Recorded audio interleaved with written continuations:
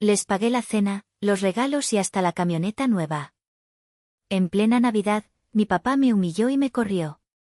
El lunes, tuvo que rogarme para conservar su empleo. El aroma del pavo horneado, un perfume dulce y especiado, se entrelazaba con la fragancia salada y compleja del bacalao a la vizcaína. En nuestra casa, la Nochebuena era un evento sagrado, un ritual de aromas y sabores que mi madre, Ofelia, orquestaba con precisión. El árbol de Navidad, sobrecargado de esferas doradas y rojas, parpadeaba en un rincón, sus luces danzando sobre la vajilla de porcelana que solo se usaba una vez al año. Desde mi asiento en la cabecera de la mesa, observaba la escena como si fuera una película. Una película familiar, cálida y reconfortante. Una obra de ficción de la que yo era la productora ejecutiva no acreditada.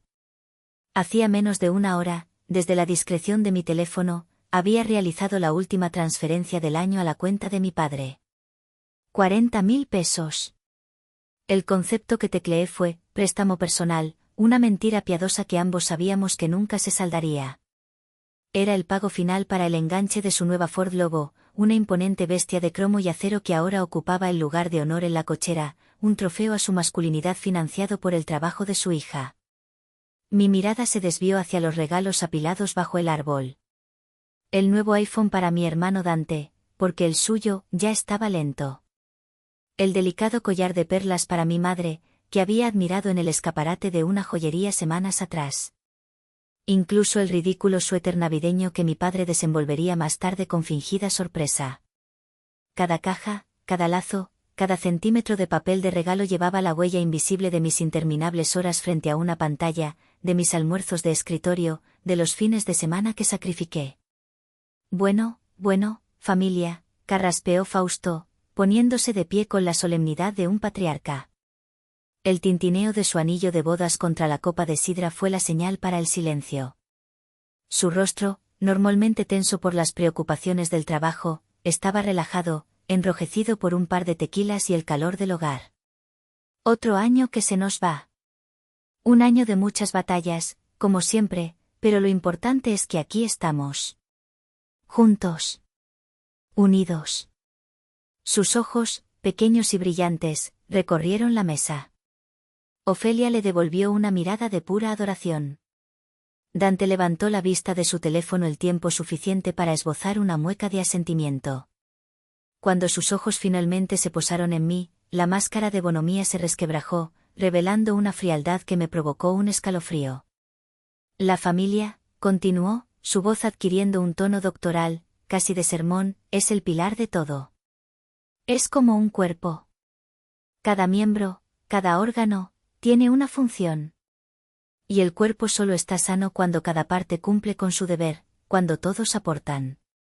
Hizo una pausa, saboreando el momento, construyendo el drama. El cuerpo se enferma, se debilita, cuando tiene parásitos. Cuando hay miembros que, en lugar de aportar, solo se dedican a chupar la sangre, a vivir a costa de los demás. El silencio que siguió fue diferente. Ya no era respetuoso, era denso, pesado, cargado de una electricidad ominosa. El zumbido del refrigerador en la cocina pareció amplificarse, llenando el vacío. Vi a mi madre bajar la vista, su mano buscando instintivamente el borde del mantel, un gesto nervioso que yo conocía demasiado bien. Fausto dejó su copa sobre la mesa. El golpe fue seco, definitivo. Y entonces, me apuntó con la barbilla, sus ojos ahora dos esquirlas de hielo y resentimiento. Karina, pronunció mi nombre, y sonó como el chasquido de un látigo. Eres una sanguijuela. Llevas demasiado tiempo viviendo de nosotros, sin aportar nada de verdad. Tienes hasta el fin de año para recoger tus cosas y largarte de esta casa. El tiempo se fracturó. El murmullo de los villancicos que sonaban en la radio se convirtió en un zumbido distante y agudo en mis oídos. El tenedor, suspendido a medio camino de mi boca, tembló, y el trozo de pavo cayó de vuelta al plato con un ruido sordo. Sentí una oleada de calor subir por mi cuello hasta mis mejillas. La humillación era física, una marea hirviente. No era solo el insulto, era la precisión quirúrgica de su crueldad. Había esperado a que el aguinaldo se hubiera gastado, a que las cuentas de noviembre y diciembre estuvieran saldadas, a que su camioneta estuviera segura en la cochera. Me había exprimido, vaciado, y ahora, considerándome un recipiente inútil, me arrojaba a la basura en la noche más sagrada del año. Busqué desesperadamente una mirada de auxilio. Mi madre seguía petrificada, una estatua de sal. Dante, mi hermano, el eterno niño mimado, tuvo la decencia de parecer incómodo por un segundo, pero luego vi como una pequeña y torcida sonrisa tiraba de la comisura de sus labios. Era el triunfo del heredero al trono, viendo cómo la competencia era finalmente desterrada. Y en medio de ese naufragio emocional, algo inesperado sucedió dentro de mí. El dolor agudo, punzante, comenzó a retroceder, y en su lugar, una calma gélida empezó a extenderse desde el centro de mi pecho. No era resignación. Era claridad. La claridad brutal de quien por fin ve el tablero de juego completo y entiende las reglas. No dije nada. No grité. No lloré. Simplemente bajé el tenedor con una lentitud deliberada, tomé mi copa de agua y bebí un sorbo. El líquido frío fue como un bálsamo en mi garganta incendiada. La guerra no se declararía esa noche con un escándalo que les diera la satisfacción. Se declararía en silencio, en los días venideros, en un campo de batalla que mi padre ni siquiera sabía que existía. Mientras Fausto retomaba su asiento, con el aire satisfecho de un rey que acaba de dictar una sentencia irrevocable, mi conciencia se disoció. Mi cuerpo seguía ahí, en esa silla, pero mi mente había emprendido un viaje sombrío a través de los pasillos de mi propio pasado. La humillación de esta noche no era un evento aislado, era simplemente la placa inaugural de un museo que llevaba 28 años en construcción, un lugar lleno de exhibiciones de mi invisibilidad. La primera sala, la de la infancia, estaba dominada por una única y poderosa imagen congelada en mi memoria. Yo, con 12 años, parada en el umbral de la sala de estar. Mis manos sudaban y mi corazón galopaba de orgullo. Sostenía la medalla de oro de la Olimpiada Nacional de Matemáticas. Acababa de llegar de la Ciudad de México, el metal aún se sentía tibio. Papá. Mamá. Gané, grité, mi voz aguda por la emoción. La televisión estaba encendida a todo volumen. Dante, que entonces tenía 10 años, había metido un gol en un partido de su liga de fútbol infantil ese mismo día. Fausto estaba en su sillón, absorto en la repetición de la jugada que él mismo había grabado con su cámara de vídeo. «Ah, qué bien, mija». «Felicidades», dijo, sin apartar la vista de la pantalla. Su voz era un murmullo distraído. Un segundo después, se levantó de un salto. «Miren eso. Vean esa comba». «Ese es mi campeón», exclamó, señalando la pantalla y dándole un abrazo estruendoso a Dante. «Esto hay que celebrarlo con una pizza». Me quedé allí, en la puerta, con mi medalla colgando de su cinta tricolor. Era de oro macizo, pesada, el resultado de meses de estudio y noches sin dormir. Pero en ese momento, se sintió como una baratija de plástico. Entendí, con la claridad cruel que a veces tienen los niños, que en el universo de mi padre, mis victorias silenciosas en el mundo de los números nunca podrían competir con las hazañas ruidosas de su hijo en un campo de juego. Mi vida, desde entonces, se había convertido en una búsqueda perpetua de un logro tan innegable, tan espectacular, que él no tuviera más remedio que mirar. Avancé a la siguiente galería, la adolescencia. En una vitrina de cristal imaginaria, yacía el folleto de mi fiesta de 15 años, con la palabra, cancelada, escrita en un marcador rojo mental. «Lo siento, Karina», me había dicho Ofelia, con su característica voz de disculpa. «Surgieron unos gastos. Tu padre tuvo que reparar el coche y, bueno, ya sabes. No alcanza». Asentí con la cabeza, tragándome la decepción como una pastilla amarga. Siempre había sido comprensiva. 2 semanas más tarde, para su cumpleaños número 13, Dante recibió una flamante consola de videojuegos, la más cara del mercado. «Es importante que el niño tenga sus pasatiempos», sentenció Fausto, zanjando cualquier posible discusión. Mis sueños eran lujos prescindibles, los caprichos de mi hermano, necesidades básicas. La sala de la vida adulta era la más grande y concurrida. Dominando el espacio, una instalación titulada Los emprendimientos de Dante. El primer pedestal mostraba el plan de negocios para importar fundas de celular únicas. Necesitaba 70.000 pesos. Anda, mija, apóyalo, me susurraba Ofelia por las noches. Es tu único hermano. Fausto era más directo, tienes un sueldo que ya quisiera yo a tu edad. El dinero es para ayudar a la familia, no para acumularlo. Saqué el dinero de la cuenta donde ahorraba para el enganche de mi propio departamento, ese sueño lejano de tener un santuario personal. El negocio de Dante colapsó en menos de un mes. El dinero se esfumó en cenas, ropa y salidas con amigos. Nunca hubo un informe de pérdidas, ni una disculpa, ni, por supuesto, un reembolso. A un lado, otra exhibición, emergencias domésticas. La factura del nuevo sistema de aire acondicionado que pagué el verano anterior, después de semanas de quejas sobre el calor infernal de Monterrey. 55.000 pesos.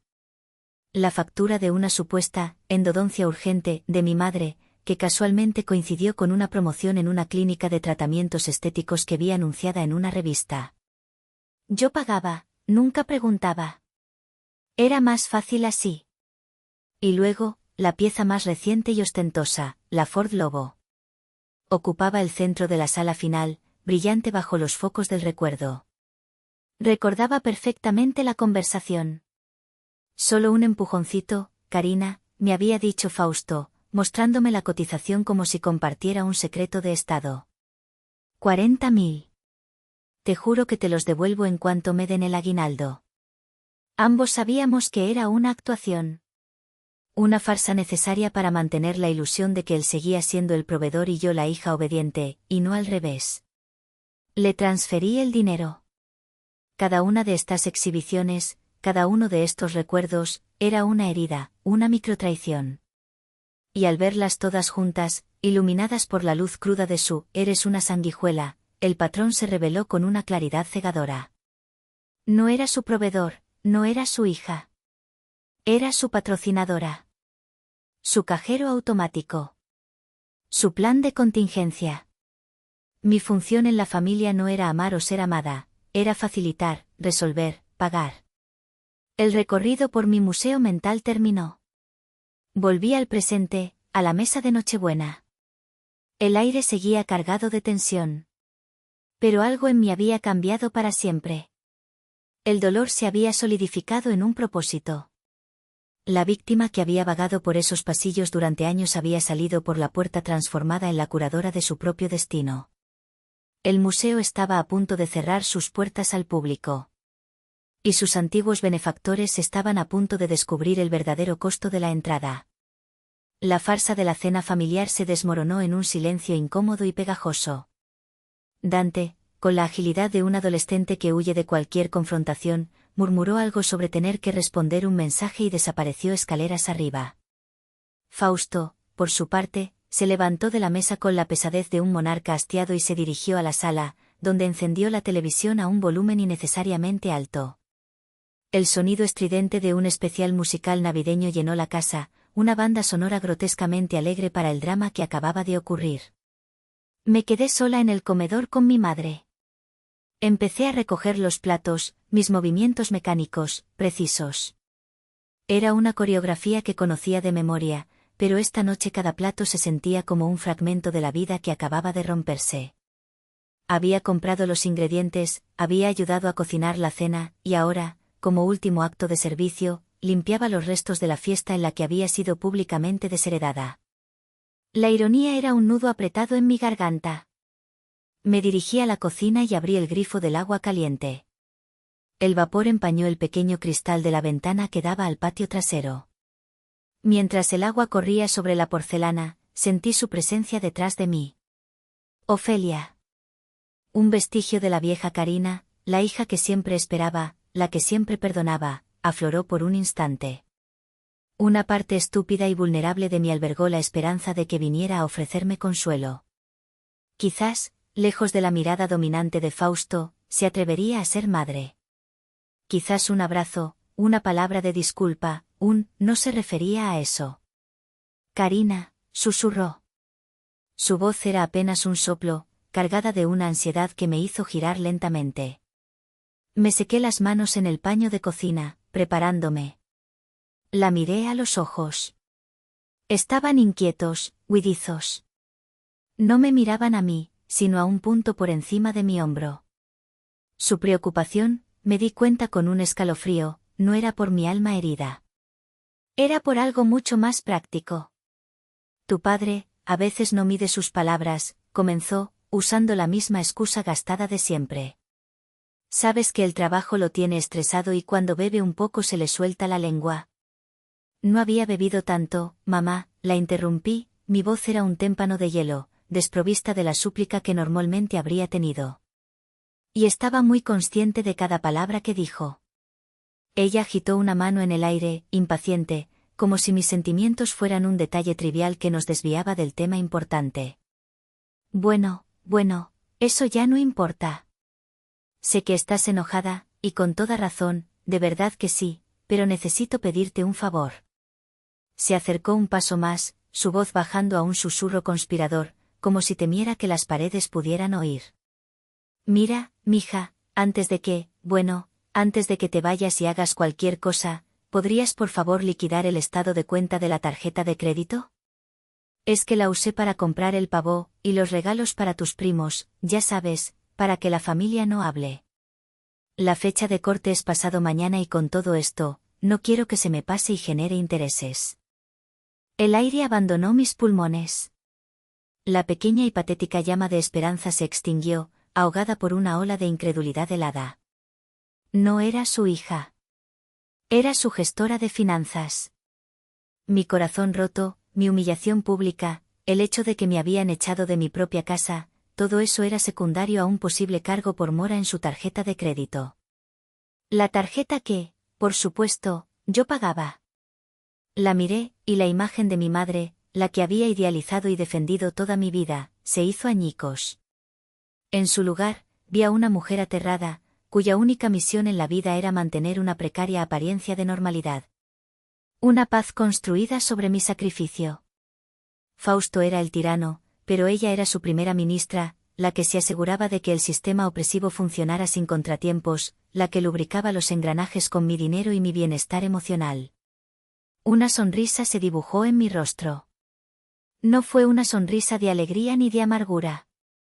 Fue una sonrisa de pura y absoluta lucidez. El tipo de sonrisa que tienes cuando, después de estar perdida en un laberinto durante años, de repente ves la salida. Claro, mamá, dije, y mi voz sonó tan calmada, tan complaciente, que la descolocó por completo. No te preocupes. Antes de irme, me aseguraré de que todo quede completamente saldado. Un torrente de alivio inundó su rostro, tan evidente que fue casi obsceno. Ay, gracias, mi amor. Gracias. Sabía que podía contar contigo. A pesar de todo, eres una muy buena hija. Sí, respondí, dándome la vuelta para volver a enfrentarme al fregadero. Lo soy. Mientras el agua corría, llevándose los restos de la cena, sentí que también se llevaba los últimos vestigios de mi antigua yo. El amor filial, ese deber sagrado que había honrado con tanta devoción, se reveló como lo que era, un contrato leonino. Y yo, la analista de inversiones, la experta en evaluar activos y pasivos, finalmente entendí que esta era la inversión más tóxica de mi portafolio. Era hora de desinvertir. De cortar las pérdidas. Y la belleza de la situación, la ironía cósmica, era que ellos mismos me acababan de dar la autorización para hacerlo. Mientras mi madre se retiraba de la cocina, visiblemente aliviada de haber asegurado sus finanzas, yo me quedé inmóvil frente al fregadero. La decisión de irme ya no era una humillación, se había transformado en un movimiento estratégico. Mi mente, que durante la cena había estado paralizada por el shock, ahora se reactivaba, zumbando con una energía fría y precisa. El dolor emocional fue encapsulado y archivado, la analista en mí tomó el control. Y en el vasto archivo de datos triviales que mi cerebro almacenaba, encontré el expediente que cambiaría el curso de esta guerra. El recuerdo era vívido. Un mes atrás, Un domingo por la tarde. El aire en el patio trasero olía a carbón y a carne asada. La música norteña sonaba a un volumen festivo. Yo estaba sentada en un rincón, con un libro, participando en la reunión familiar con mi presencia silenciosa. Mi padre y su compadre de toda la vida, Héctor, estaban junto al asador, con cervezas en la mano. Héctor, un hombre normalmente reservado, estaba quejumbroso. No, compadre, la cosa en Manufacturas del Norte está para llorar, dijo, mientras le daba la vuelta a un trozo de arrachera que chisporroteaba. La dirección vive en los años 80.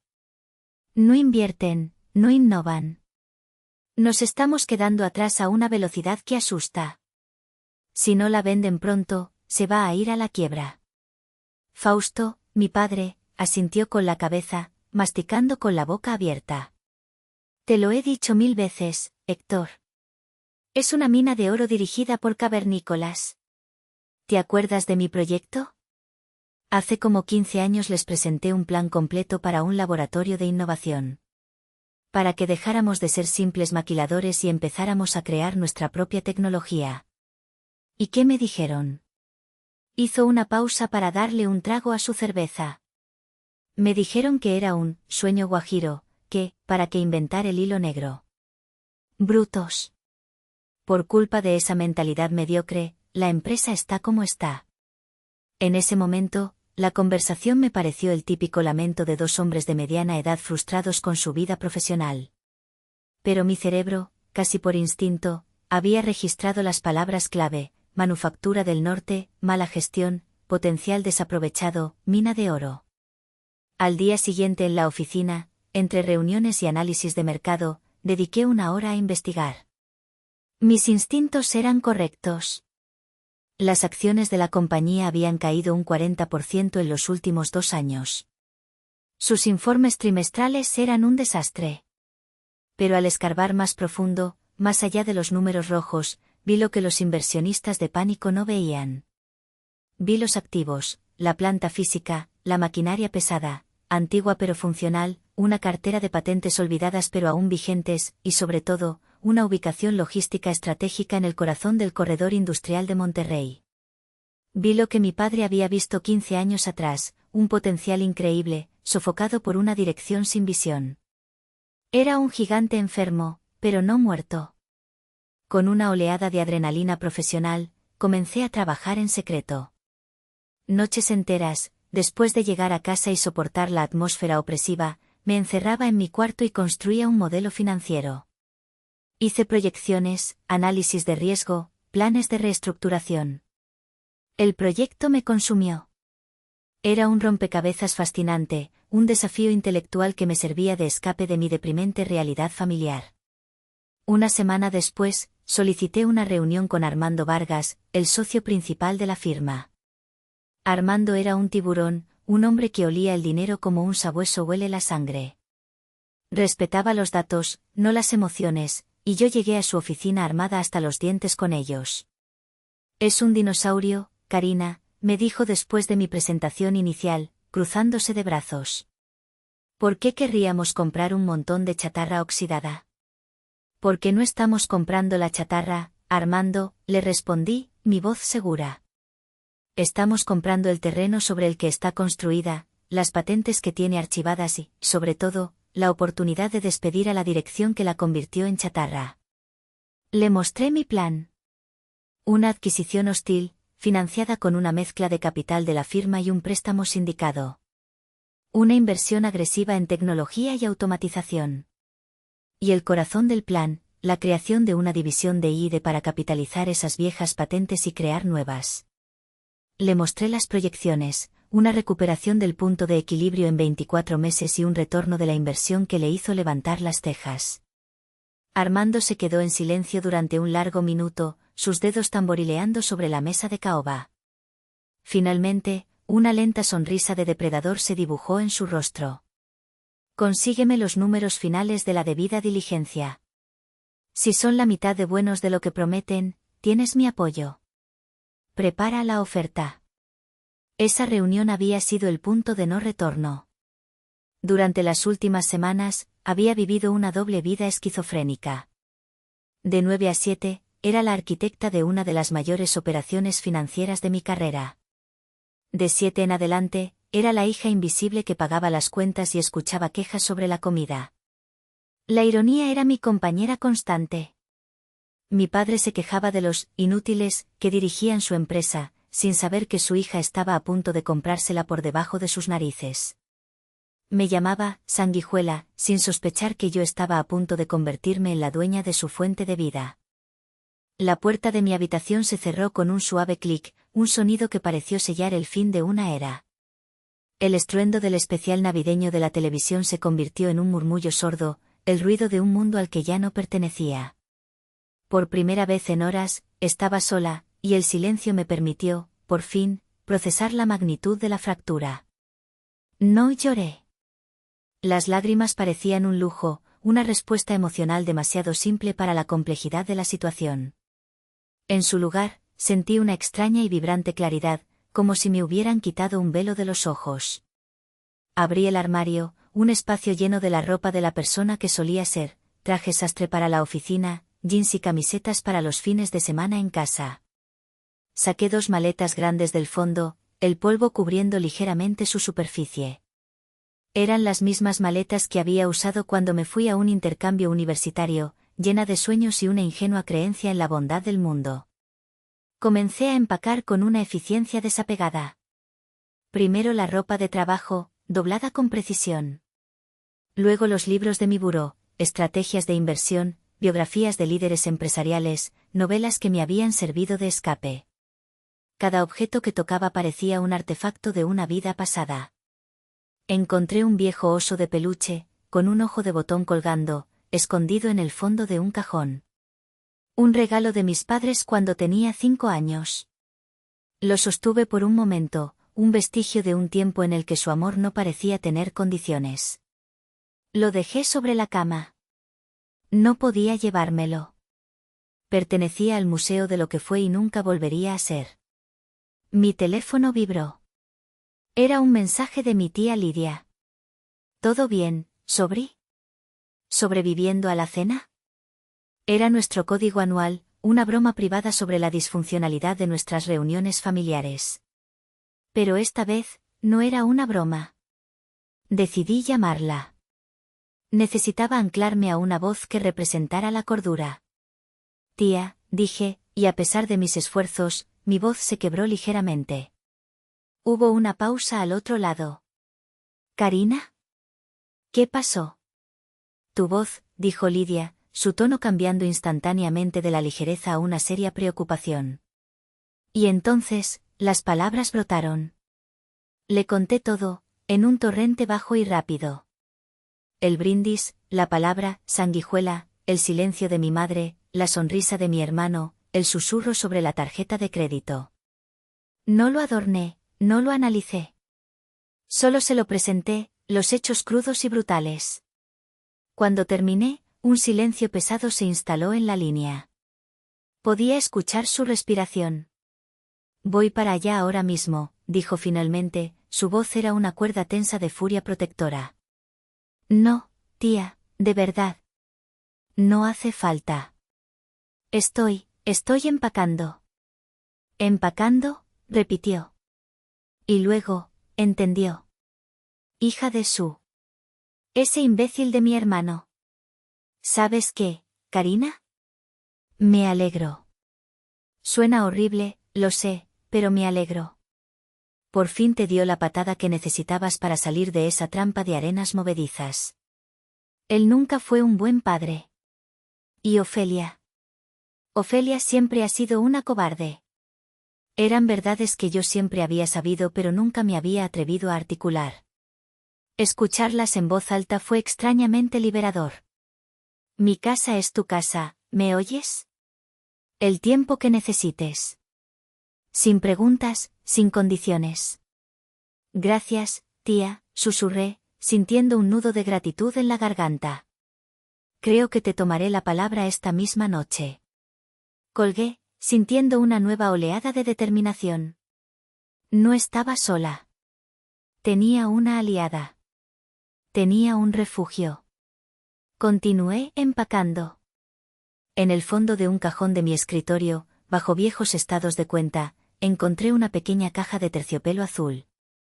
Dentro, sobre un lecho de satén descolorido, descansaba mi medalla de oro de la Olimpiada de Matemáticas. La tomé. El metal se sentía sólido y real en mi palma. Durante años, la había visto como un símbolo de mi fracaso para impresionar a mi padre. Pero esa noche, la vi de otra manera. Era un símbolo de mi resiliencia. De la niña brillante que había sobrevivido y prosperado no gracias a su familia, sino a pesar de ella. Guardé la medalla en el bolsillo interior de mi bolso. Era mi talismán. Estaba a punto de cerrar la segunda maleta cuando mi teléfono vibró de nuevo. Era una notificación de correo electrónico. El remitente, Armando Vargas. Asunto, aprobado. Mi pulso se aceleró. Abrí el correo. El mensaje era tan breve y contundente como el hombre que lo enviaba. Karina. El consejo ha dado luz verde final. La adquisición de Manufacturas del Norte es un hecho. La transacción se completará a primera hora del lunes. Como acordamos, liderarás el equipo de transición y asumirás el cargo de directora general interina con plenos poderes ejecutivos. Tu nombramiento se anunciará en la Junta General de Empleados a las 9 de la mañana del lunes. Felicidades. Lo lograste. AV. Me senté en el borde de la cama, releyendo el correo 1, 2, 3 veces. El universo tenía un sentido del humor retorcido y espectacular. En el preciso momento de mi mayor derrota personal, me entregaba mi mayor victoria profesional. El contraste era tan brutal, tan sísmico, que una risa seca, casi un sollozo, escapó de mis labios. Miré las maletas a mis pies, símbolos de mi exilio.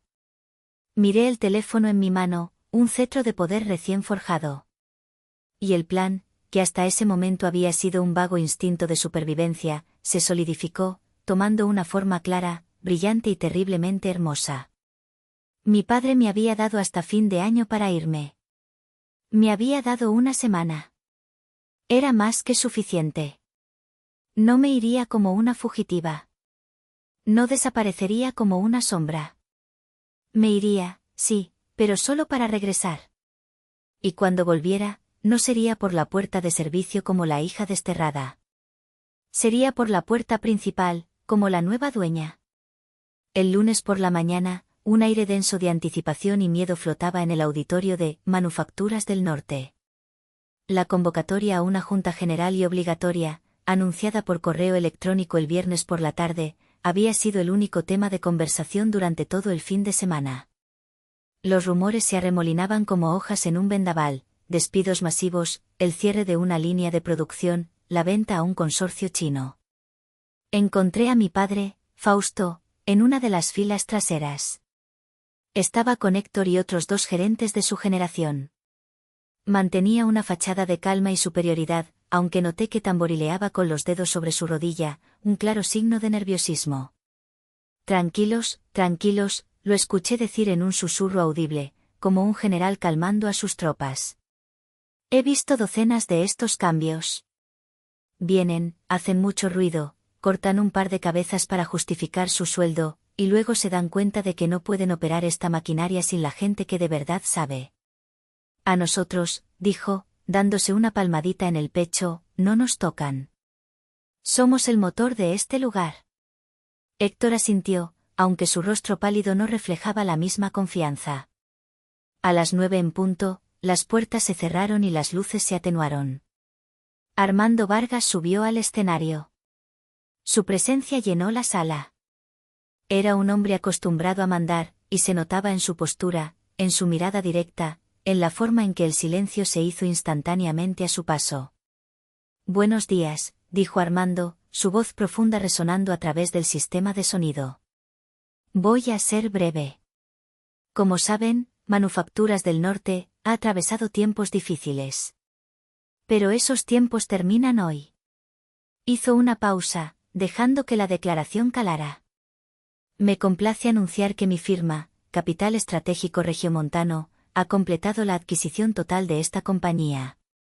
Un murmullo tenso se extendió por la multitud. Vi a Fausto enderezarse en su asiento, su expresión una mezcla de aprensión y suficiencia, como si dijera, se los dije. Nuestra intención no es desmantelar, continuó Armando, sino revitalizar. Invertiremos en tecnología, optimizaremos procesos y, lo más importante, apostaremos por el talento. Pero para liderar un cambio de esta magnitud, se necesita una visión nueva. Una dirección audaz y sin miedo a romper con el pasado. El corazón me latía con fuerza contra las costillas, pero mi rostro permanecía impasible. Estaba de pie en la oscuridad del lateral del escenario, esperando mi señal. Después de un exhaustivo análisis, hemos designado a la persona que creemos que no solo puede salvar esta empresa, sino llevarla a la cima de la industria. Una estratega brillante, una líder nata. Es un gran honor para mí presentarles a la nueva directora general de Manufacturas del Norte, la señorita Karina Fuentes. Caminé desde la penumbra hacia la luz de los focos. El efecto fue como una onda de choque silenciosa. Pude oír jadeos ahogados, murmullos de incredulidad. El sonido colectivo de cientos de cerebros tratando de procesar una información imposible. Pero mi atención estaba clavada en un solo hombre. Vi a Fausto. Lo vi en el instante preciso en que su universo se vino abajo. Su boca se abrió, pero no emitió sonido. Sus ojos, desorbitados, pasaron de mí a Armando y de vuelta a mí. Vi la sangre abandonar su rostro, dejándolo de un color grisáceo, enfermizo. Vi cómo su cuerpo, que momentos antes se erguía con la arrogancia del motor de la empresa, se desinflaba, hundiéndose en su asiento como si sus huesos se hubieran vuelto de goma. Su amigo Héctor se apartó instintivamente de él, como si la conmoción fuera contagiosa. Llegué al podio. Armando me dio una palmada discreta en la espalda y se retiró a un segundo plano. Ajusté el micrófono, el pequeño sonido resonando en el silencio sepulcral. Gracias, señor Vargas, dije. Mi voz sonó firme, clara, resonando con una autoridad que nunca antes había poseído. Buenos días a todos. Levanté la vista y recorrí el mar de rostros atónitos. Eran mis empleados ahora. Su futuro, sus trabajos, sus familias, dependían de las decisiones que yo tomara. Sentí el peso de esa responsabilidad, pero no me abrumó. Al contrario, me ancló. Finalmente, dejé que mi mirada se encontrara con la de Fausto. Nuestros ojos se conectaron a través de la distancia. En los suyos, vi un cataclismo, pánico, negación, vergüenza, y un terror primordial. En los míos, no dejé que viera nada. Ni triunfo, ni odio, ni rencor. Solo una calma absoluta, la de una fuerza elemental que ha llegado para restaurar el equilibrio. Fue él quien rompió el contacto visual. Bajó la cabeza, su mirada perdida en el suelo. En ese preciso instante, la guerra había terminado. La humillación de la Nochebuena había sido borrada, no con un grito, sino con el peso aplastante de la realidad. La sanguijuela no solo se había desprendido, se había convertido en el dueño del cuerpo al que se aferraba. Y el anfitrión, que tan arrogantemente la había expulsado, ahora era solo un órgano prescindible bajo su control. La junta terminó, pero nadie se movió durante un largo minuto, como si la audiencia estuviera despertando de un sueño colectivo. Luego, el auditorio estalló en un enjambre de susurros y miradas furtivas dirigidas a la fila donde Fausto seguía sentado, una estatua de conmoción. Yo me dirigí con paso firme hacia el área de oficinas ejecutivas, un territorio que hasta esa mañana me había estado vedado. La oficina del director general era exactamente como la había imaginado, grande, impersonal y con un enorme ventanal que ofrecía una vista dominante de las naves de producción. Olía a cuero viejo y a café rancio. El poder tenía un aroma peculiar. Mi asistente interina, Laura, una joven brillante del equipo de transición, ya estaba allí. Señorita Fuentes, dijo, su agenda para el resto del día está lista. Gracias, Laura, respondí. Pero antes de empezar, hay un asunto prioritario. Por favor, localice al señor Fausto Fuentes, del área de gestión de producción, y pídale que venga a mi oficina de inmediato. Hice una pausa deliberada antes de pronunciar su nombre, disfrutando del sutil cambio de dinámica. Laura asintió, sin mostrar sorpresa, y salió. Los 10 minutos que tardó en llegar fueron los más largos de mi vida. Me senté detrás del imponente escritorio de caoba, sintiendo el frío de la madera bajo mis manos. No era una hija esperando a su padre. Era una CEO esperando a un subordinado. La puerta se abrió sin un golpe previo. Fausto entró, cerrando tras de sí con un cuidado casi reverencial. Parecía un espectro. Su rostro estaba pálido y sus manos temblaban ligeramente. Se detuvo a 3 metros del escritorio, como si un campo de fuerza invisible le impidiera acercarse más. Dejé que el silencio se estirara, que lo envolviera, que lo sofocara. Él había sido siempre el dueño del silencio en nuestra casa, usándolo como arma para castigar o intimidar. Ahora, el arma era mía. Finalmente, levanté la vista de un informe que pretendía leer. ¿Quiere sentarse, señor Fuentes?, ofrecí, mi tono era cortés, distante, el que usaría con cualquier otro gerente. Él negó con la cabeza, un movimiento apenas perceptible. Como prefiera, dije, dejando el informe a un lado. Imagino que tiene preguntas. Abrió la boca, pero las palabras no salieron. Finalmente, logró articular un susurro ronco. Karina.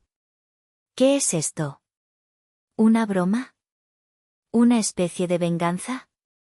La venganza es un concepto emocional, Fausto, respondí, y el uso de su nombre de pila sin ningún título familiar fue como un golpe seco. Yo me dedico a las finanzas. Mis decisiones se basan en datos, no en emociones. Y los datos decían que esta empresa era una adquisición rentable. Me recliné en la silla. Si mi único objetivo fuera despedirlo, su carta de terminación habría estado lista esta mañana. No estaría perdiendo mi tiempo con esta reunión. Una chispa de esperanza, tan absurda que resultaba patética, se encendió en sus ojos. No, no lo llamé para despedirlo, continué. Lo llamé por esto. Abrí el cajón superior del escritorio y saqué un folder grueso, encuadernado en piel azul marino. Lo deslicé por la superficie pulida de la mesa. Se detuvo justo al borde, frente a él. Él lo miró con desconfianza. Ábralo. Con una vacilación que me produjo un placer frío, lo tomó. En la portada, en letras doradas, se leía, Proyecto Fénix, propuesta para la creación y dirección de la División de Innovación y Desarrollo de Manufacturas del Norte. Sus manos temblorosas pasaron las páginas. Vi sus ojos recorrer los diagramas de flujo, las proyecciones presupuestarias, el cronograma de implementación. Vi cómo su rostro pasaba de la confusión a la incredulidad total. Revisé los archivos históricos de la compañía, expliqué, mi voz era un bisturí. Encontré una propuesta que usted presentó hace 15 años. Un laboratorio de I+D era una idea excelente. Visionaria, incluso. Simplemente, se adelantó a su tiempo. Pero su tiempo ha llegado. Levantó la vista, sus ojos acuosos, perdidos. ¿Qué quieres decir? Quiero decir que el eje de mi plan de reestructuración es la innovación. Este laboratorio no es una idea secundaria, es el nuevo corazón de la empresa. Y necesita un director. Alguien con la experiencia técnica y la pasión que el proyecto requiere. Me incliné hacia adelante. Le ofrezco el puesto, Fausto. Director de Innovación y Desarrollo. Con el presupuesto que ve en el informe y total autonomía para formar su equipo. Se quedó sin aire. La mandíbula le temblaba. Su sueño de toda la vida, la fuente de su más profunda amargura profesional, le estaba siendo entregado por la persona que más despreciaba. ¿Por qué?, tartamudeó. Porque es una buena decisión de negocios, mentí fríamente. Y porque, como director, su compromiso con el éxito del proyecto debe ser absoluto. Aquí venía el golpe de gracia. Como es política de la firma para puestos de nueva creación de este nivel estratégico, se requiere una inversión personal por parte del director. Un acto de fe en el futuro que va a construir. Su rostro se ensombreció. ¿Inversión? ¿Dinero? Una formalidad para alinear intereses, dije, esbozando una sonrisa gélida. La cantidad estipulada es de 800.000 pesos. El número quedó suspendido en el aire entre nosotros, cargado de veneno. Vi el reconocimiento instantáneo en sus ojos. Vio la camioneta, las supuestas deudas, los años de ayuda que había recibido. Vio su nido de ahorros, construido sobre mis sacrificios. Lo había acorralado. Le ofrecía su sueño, pero el precio de la entrada era su orgullo y su dinero mal habido. Podía rechazarlo y vivir el resto de su vida como un cobarde que no se atrevió a apostar por su propia ambición. O podía aceptarlo y convertirse en mi empleado, en mi creación, atado a mí por un pacto de humillación silenciosa, obligado a construir su éxito sobre los cimientos de su vergüenza. Me levanté y caminé hacia el ventanal, dándole la espalda para que no viera la dureza de mi expresión. La elección es suya, por supuesto. Puede aceptar el reto de su vida, o puede quedarse con su dinero. Tiene hasta el viernes para hacer la transferencia. Piénselo bien. No era una venganza. Era justicia poética. Era un jaque mate del que no había escapatoria. Los días que transcurrieron hasta el viernes fueron un estudio en agonía. No necesité espiarlo para saberlo, la tensión emanaba de él en ondas casi visibles. Lo veía en los pasillos, caminando con la cabeza gacha, evitando la mirada de sus antiguos colegas, quienes ahora lo trataban con una mezcla de lástima y desconcierto. Se había convertido en un fantasma en su propio reino. Laura, mi asistente, me informaba discretamente. El señor Fuentes ha cancelado todas sus reuniones. Pasa la mayor parte del día encerrado en su oficina.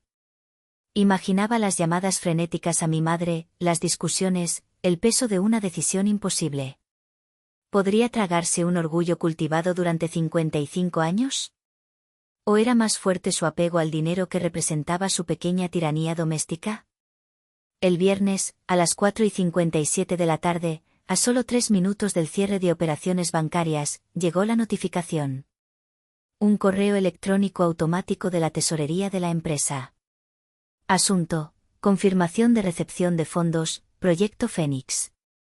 Abrí el archivo adjunto.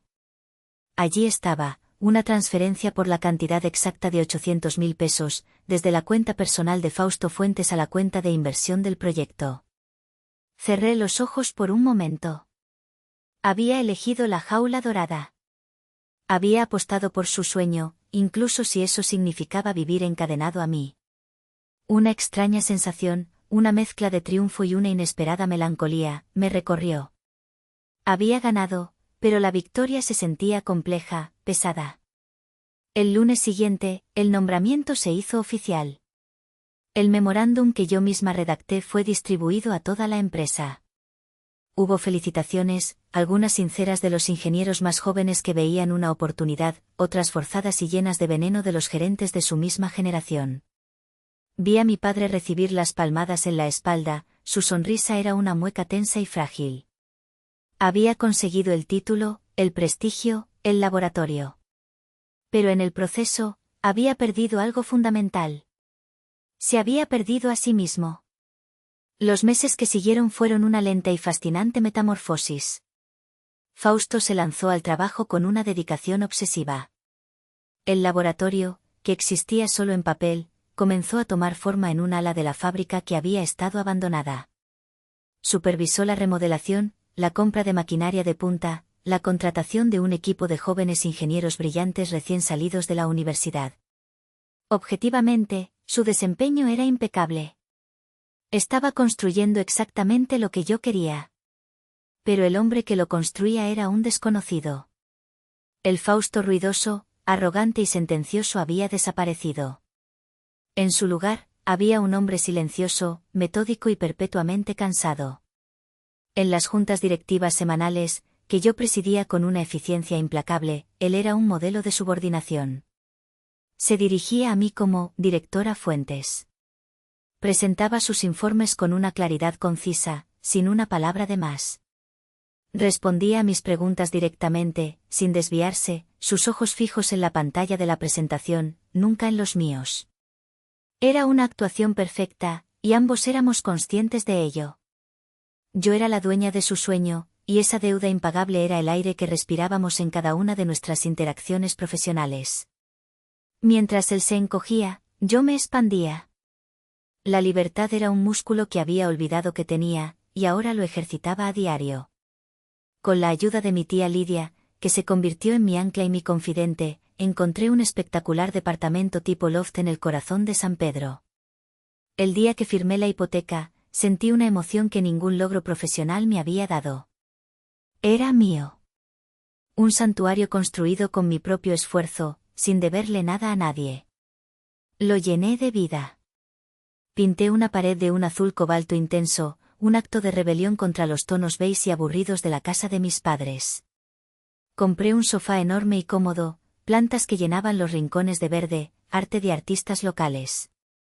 Adopté un gato mestizo de un refugio al que llamé Mongo, que se adueñó del lugar con la misma confianza con la que yo me estaba adueñando de mi vida. Corté el cordón umbilical tóxico. Bloqueé los números de Ofelia y Dante. Creé un filtro en mi correo electrónico para que sus mensajes fueran directamente a una carpeta que nunca abría. Las primeras semanas, los intentos de contacto fueron frenéticos. Llamadas perdidas, mensajes de texto que iban de la confusión, mija, ¿por qué no contestas?, a la indignación, después de todo lo que hemos hecho por ti, eres una malagradecida, y, finalmente, a una manipulación lastimera, tu padre está muy mal, Karina. Necesita a su familia. No cedí. Cada llamada ignorada, cada mensaje borrado sin leer, era un ladrillo más en el muro que construía para proteger mi nueva paz. Mi tía Lidia era mi único vínculo con ese mundo, dándome actualizaciones breves y solo cuando yo se las pedía. Tu madre llamó, me decía. Le dije que estabas ocupada construyendo un imperio y una vida. Descubrí placeres sencillos. Correr por las mañanas a lo largo del Paseo Santa Lucía, sintiendo el sol en mi cara. Tomar clases de cocina italiana. Pasar horas en una librería, perdiéndome entre los estantes. Por primera vez, mis decisiones estaban guiadas por el ¿qué quiero hacer?, en lugar del ¿qué debo hacer? La mujer que había definido su valor por su utilidad para los demás estaba muriendo, y en su lugar, estaba naciendo una mujer que se valoraba ampliamente por ser. Me di cuenta de que mi venganza final no era el jaque mate en aquella oficina. La venganza era cada risa genuina con mi tía, cada meta profesional que superaba, cada atardecer que disfrutaba desde mi balcón. La venganza era mi felicidad. Era la prueba irrefutable de que la sanguijuela no era yo. La sanguijuela era su necesidad, su disfunción, su incapacidad para amar sin condiciones. Y yo, finalmente, me había liberado. La primavera llegó a Monterrey, barriendo los últimos vestigios del invierno con una explosión de color y calor. Habían pasado 6 meses desde aquella Nochebuena. 6 meses desde que mi vida se había bifurcado en un antes y un después. Manufacturas del Norte estaba prosperando. Nuestras acciones habían subido un 20%, y el Proyecto Fénix, bajo la meticulosa dirección de Fausto, había producido 2 prototipos que tenían a nuestros clientes del sector automotriz muy emocionados. En el papel, éramos un equipo exitoso. En la realidad, éramos 2 extraños unidos por un contrato y una historia inconfesable. Una tarde de sábado, el sol se derramaba sobre el balcón de mi departamento. El cerro de la silla se recortaba contra un cielo azul y despejado. Mi tía Lidia y yo estábamos sentadas en unos cómodos sillones de exterior, con copas de vino blanco helado en la mano. Habíamos pasado el día explorando galerías de arte en el barrio antiguo, una nueva tradición de fin de semana que habíamos adoptado. Nunca te había visto tan ligera, dijo Lidia, mirándome por encima del borde de su copa. Incluso cuando te reías, antes siempre había una sombra detrás de tus ojos. Esa sombra se ha ido. Sonreí, una sonrisa que me llegó desde adentro. Es que ya no cargo el peso del mundo sobre mis hombros, tía. O al menos, no el de su mundo. Bien por ti, dijo, y chocamos nuestras copas. El tintineo del cristal fue un sonido limpio, lleno de promesas. En ese instante de serenidad casi perfecta, mi teléfono, que descansaba sobre la mesita de teca, vibró. La pantalla se iluminó, mostrando una notificación de mensaje de texto. El nombre del remitente me provocó una punzada familiar, el eco de una vieja herida, mamá. Mi primer instinto fue ignorarlo, como había hecho con todos los demás. Pero algo, quizás la tranquilidad del momento, me hizo ceder a la curiosidad. Deslicé el dedo por la pantalla. El mensaje era un párrafo largo, escrito con una puntuación vacilante, como si cada palabra hubiera sido cuidadosamente sopesada. Mija. Sé que no quieres hablar y quizás nunca leas esto. Lo entiendo. Pero como madre, necesito que sepas algo. Tu papá no es feliz. Tiene el trabajo que soñó toda su vida, tiene un título importante, gana más dinero que nunca. Pero es un hombre hueco. Llega a casa del trabajo, se sienta en el sillón y mira al vacío durante horas. Ya no grita, pero tampoco ríe. Es como si el hombre que conocíamos, con todos sus defectos, hubiera desaparecido esa Navidad. A veces lo escucho en su estudio por la noche, solo, y me da miedo. Te pido perdón, Karina. Un perdón que quizás no merezco. Te pido perdón por él, que es demasiado orgulloso para hacerlo, y te pido perdón por mí, por haber sido tan cobarde, por no haberte defendido nunca. Sé que es demasiado tarde. Pero quiero que sepas que me doy cuenta de que perdimos lo más valioso que teníamos. Te perdimos a ti. ¿Hay alguna forma de arreglarlo? ¿Puedes perdonarnos algún día? Leí el mensaje una vez. Y luego, una segunda vez. Las palabras eran un golpe bajo, diseñadas para evocar culpa y compasión.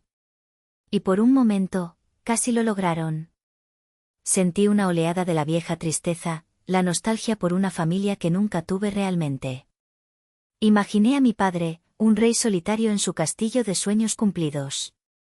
Imaginé a mi madre, una reina en un reino de silencio.